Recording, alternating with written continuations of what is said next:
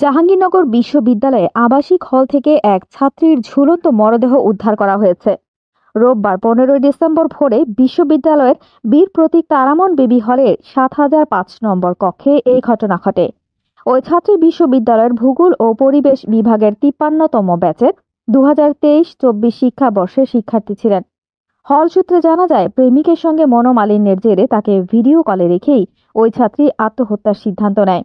তৎক্ষণাৎ ওই প্রেমিক মেয়েটির বান্ধবীদের ফোন করে দ্রুত রুমে গিয়ে দরজা ভেঙে উদ্ধার করতে বলেন। তবে তারা সময়মতো দরজা ভাঙতে ব্যর্থ হন। দরজা ভেঙে ভেতরে প্রবেশ করে তাকে ফ্যানের সঙ্গে ঝুলন্ত অবস্থায় পাওয়া যায়। তাকে তৎক্ষণাৎ উদ্ধার করে বিশ্ববিদ্যালয় চিকিৎসা কেন্দ্রে নেওয়া হলে কর্তব্যরত চিকিৎসক তাকে মৃত ঘোষণা করেন।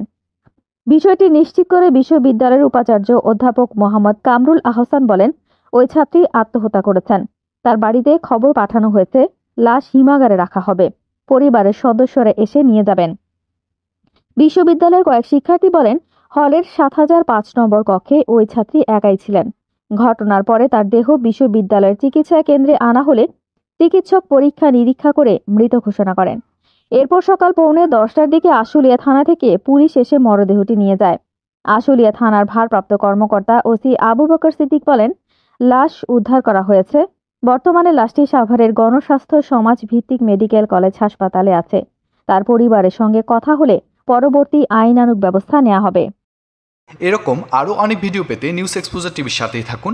চ্যানেলটি সাবস্ক্রাইব করুন এবং সাথে বেল আইকনটি বাজিয়ে দিন। আসসালামু আলাইকুম।